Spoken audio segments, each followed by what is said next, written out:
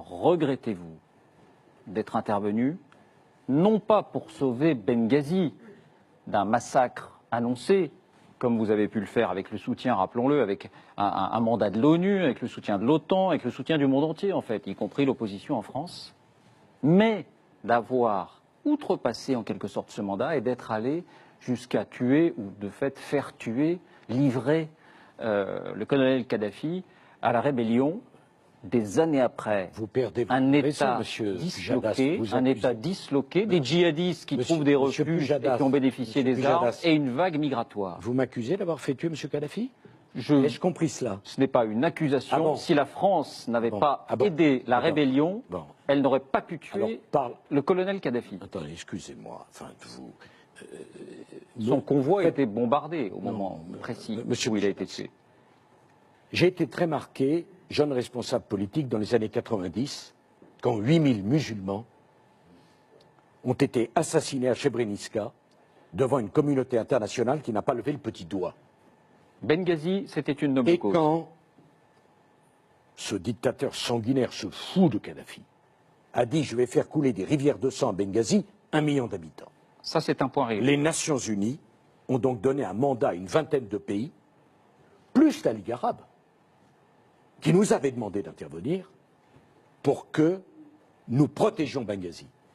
Et je vais vous faire une confidence, peut-être que le jour le plus émouvant de ma vie internationale, c'est quand je suis arrivé avec David Cameron à Benghazi, et pour une fois j'ai vu la rue arabe, les jeunes arabes.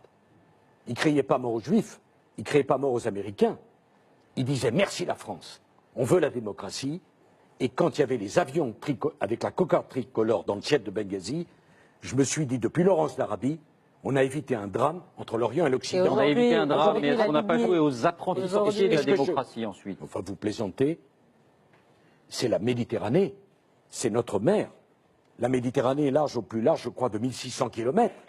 On peut s'interroger sur la légitimité d'aller intervenir en Afghanistan, en Irak ou au Koweït, comme M. Mitterrand. Pas d'intervenir sur les bords de la Méditerranée. Tunis est à 720 km de Nice.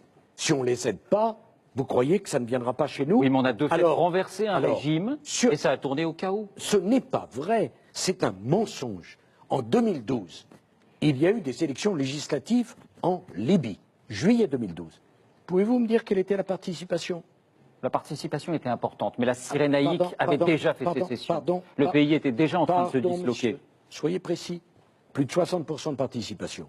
Qui a gagné les élections législatives de juillet 2012? Les modérés. Et pour la première fois, ces malheureux Libyens avaient le droit de voter sur la Méditerranée. Et les modérés avaient gagné. Mais le pays était déjà disloqué. Qu'est-ce qui s'est passé, Monsieur Pujadas? Pour des raisons politiciennes.